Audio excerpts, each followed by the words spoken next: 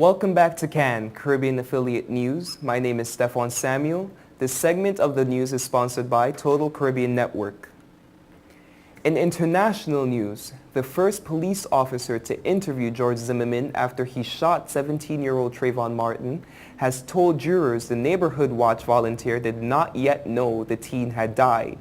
Officer Doris Singleton testified that Zimmerman seemed surprised that she told him Trayvon was dead during an interview at the police station.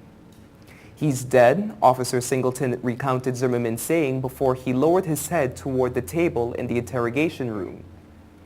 Jurors on Monday heard George Zimmerman say he never tried to identify himself as the Neighborhood Watch volunteer to Trayvon Martin before fatally shooting the unarmed black teenager. And I quote, "I was scared," Zimmerman said in a taped police interrogation 3 days after the killing in this Central Florida town, which was replayed at his murder trial. When asked by defense attorney Mark O'Mara whether Zimmerman showed any anger or ill will in talking about Trayvon, the officer said no. Prosecutors must show that Zimmerman acted with ill will or depraved mind in order to get a second-degree murder conviction. As the second week of the highly anticipated trial got underway, jurors also heard from the lead detective in the case, Officer Chris Serino. Officer Serino had asked Zimmerman several pointed questions about whether the teenager could have felt threatened because Zimmerman was following him. Jurors sat through several minutes of video showing Zimmerman's initial interrogations by officers. On the stand, Serino said there were things that didn't quite add up about Zimmerman's account, including his failure to remember the names of the 3 streets where he lived.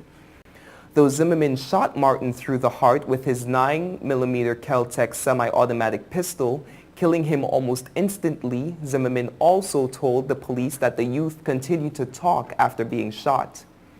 "He got me," he quoted Martin as saying moments after he was shot. And I quote, "He was still talking and I was on top of him," he added.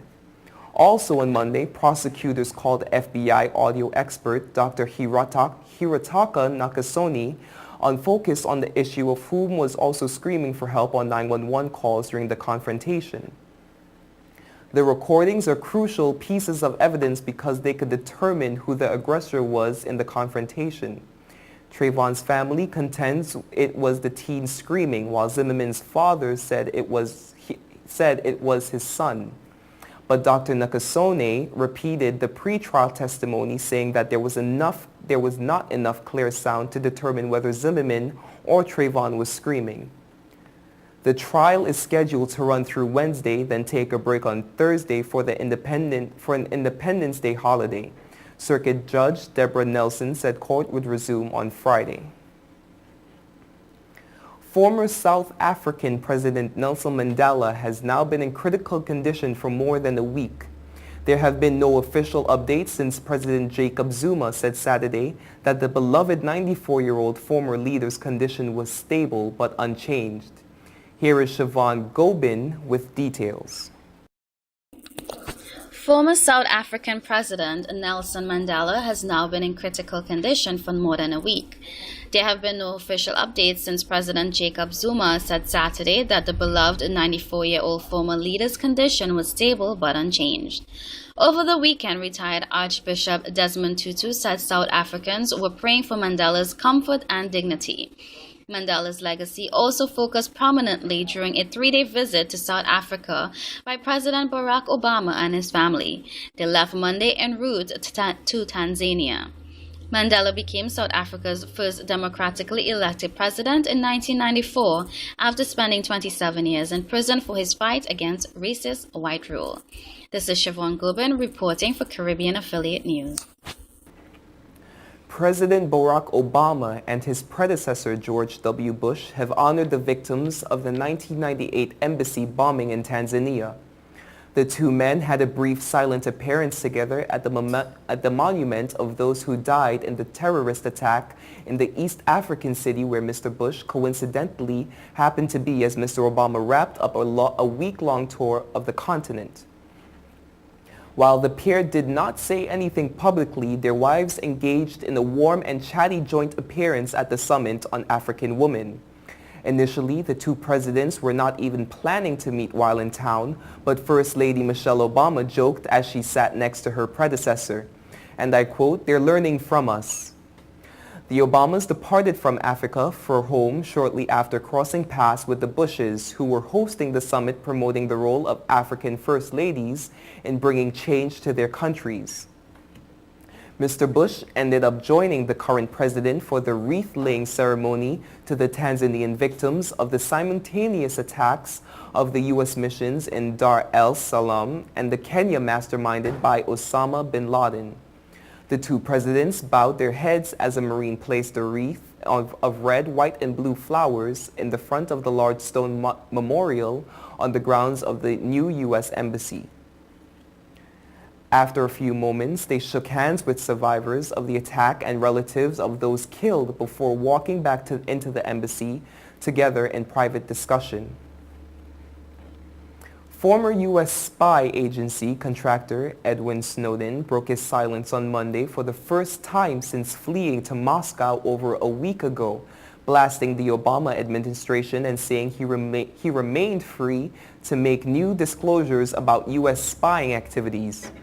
Snowden, who faces espionage charges in the United States and is believed to be staying in a transit area at Moscow's Sheremetyevo airport, surfaced with a letter to the Ecuadorian government and in a statement released through anti-security secrecy group WikiLeaks, which has taken up his case.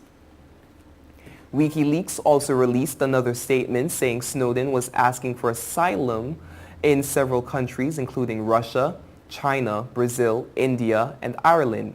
Ecuadorian President Rafael Correa was quoted in Britain's Guardian newspaper as saying his country could not consider an asylum request unless Snowden was on Ecuadorian territory.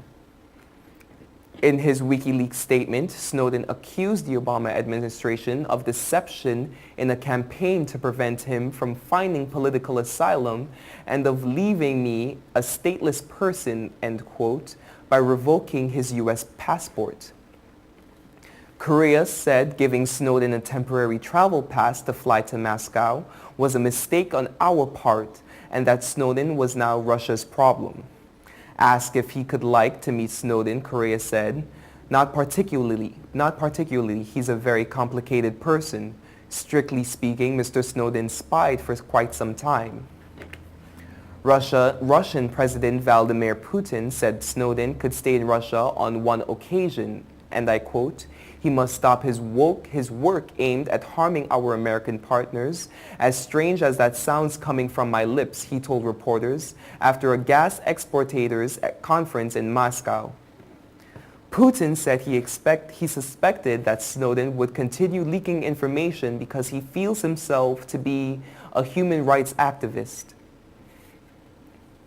Taliban suicide attackers blew up a truck bomb early Tuesday at the gates of the NATO supply company's compound in Kabul and sprayed gunfire at security personnel, killing 4 guards and 2 civilians, Afghan officials said.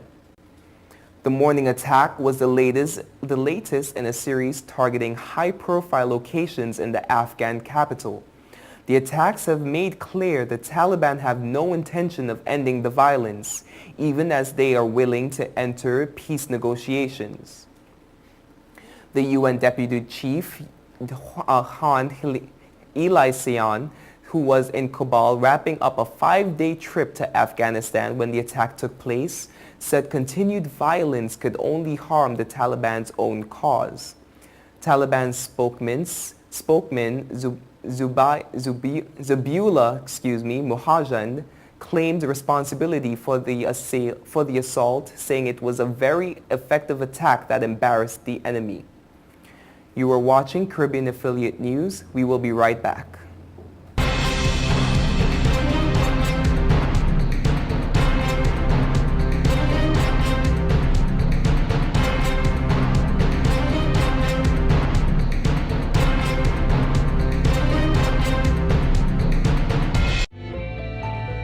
million customers use Leica Mobile for affordable international mobile calls, connecting over 2.5 million mobile calls daily, helping our customers stay in touch with their loved ones, whether they be in Asia, Africa, Europe, or the rest of the world. Every 5 seconds, a new Leica Mobile customer joins our growing family, helping you to make affordable international calls across the world. Leica Mobile. Call the world for less. Stop the music! It's week 2 of our used car blowout month, and this week it's guaranteed credit approval. If we can't show you how to get approved, that car is on us. Log on now, GROCCOAuto.com.